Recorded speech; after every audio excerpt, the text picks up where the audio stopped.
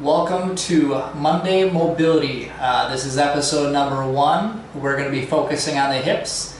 Stay tuned each Monday. I will be posting a video regarding either a specific joint, some total body mobility drills, some different myofascial release, massage type work to work out tight areas. So the next couple weeks will definitely be a good barrage of information, really helping to open up certain areas, maybe reduce pain, improve quality of movement.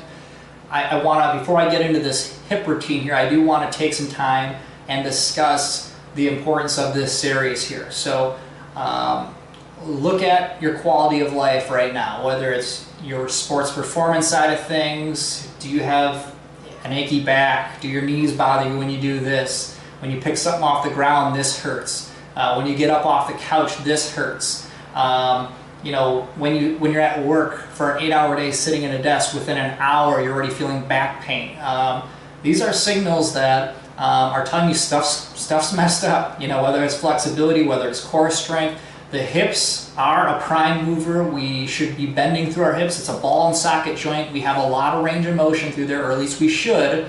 Unfortunately, we lose that because we stop moving, and then we start moving through our back, start moving through our knees, and that's why we get pain there. So very crucial to adapt this part of this workout or part of this series into your routine. So if you're 30 years old and you can't touch your toes, if you can't do a functional squat, if you have back pain, fast forward 30, 35 years when you're retired, it's probably not going to be any better. If not, it's going to be worse. So that's how I always look at things. What I do now, what I put in now is going to help me down the road, so I have quality of life down the road. So flexibility, quality of movement is a huge component that I've adapted in my routine. This mat right here is always here in this office of mine.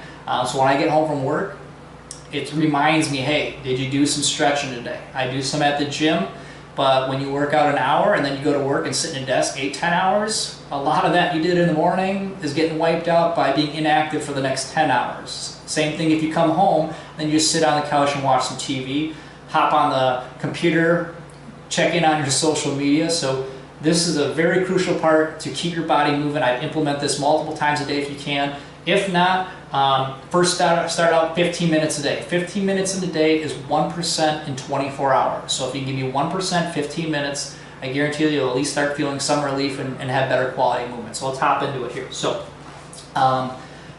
the first couple here, anybody can do. Very basic one here. We're in a crab walk kind of position. The butt stays down. You take it to whatever range of motion. We're internally rotating this knee downward, really working through the hip. Nice and steady back and forth. Now if you notice, I'm not just swaying my hips side to side. I'm locking one side while I rotate in, take it down to whatever range of motion. Back up, other side, same thing. Now, I'm getting my knee all the way down to the ground. Don't be surprised if you drop down. It's like, Adam, this is as far as it's going. That's fine. You take it to whatever range of motion. Over time, that's going to improve, whether after a few 10 or so reps or workout to workout. Then we're going to complement that by externally rotating, opening up the hip. Same thing. Don't let both hips go. We lock one side, we really drop down the other, take it to whatever range of motion, really opening up the hips that way.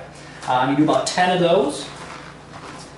The next series, we basically get into an overstrided lunge. Now, if you're tight, it might look something like this. We may even utilize something to kind of prop the hand here to ease into this range of motion right here. So you can use something to prop you up. You don't have to get into as deep of a lunge. I'm going to get into an overstrided lunge, prop the hand down. So I'm really trying to push these hips down and into the stretch. And I'm going to kind of just open this hip socket up a little by pushing a little bit. Nice and steady. You'll feel a lot working through that hip, through the leg muscles. Try being flat through your back. Don't be all rounded through here, so it's chest up, shoulder blades back. Maybe I work 10 reps of those. After I get 10 reps of those, I'm going to hang out in this position before I go to the other side. I'm going to try dropping the elbow down to the ground, to whatever range of motion. Come up, rotate up. So I like integrating the trunk muscles right in with that hip. And you'll feel this, each leg, a little bit different area. So from this position, a lot through the hamstring glute on this side, a lot on this front hip flexor quad on this side, plus getting this trunk rotation in. So we'll speed through it. I won't go to the other side. We'll slowly transition out of that. A few more advanced ones I like doing, and then I'll transition to my feet. I'll work an inchworm, walk the hands out. Once I get to that push-up position, hips to the floor. A little more advanced, nice and steady coming back. If you need to bend the legs, that's fine, but we're really trying to get this movement through the hips. So try not coming down like this. Bend through the hips, come out, walk it out, push-up position, little cobra stretch. So maybe after 10 reps of those. Last one here, let's see if I can even move this. All right, so this one's one of my favorite. It gets everything going, a little bit more advanced. So for some of you that have a little bit more mobility, I love this one. Wide base with the legs, I sit back, I walk out on a diagonal, rotate the hips, push the hips down into that stretch. Walk it back, sit back into that stretch, get those hamstrings and hips going, a little inner thigh obviously. Walk it out on an angle, rotate the hips, push the hips down and into that stretch.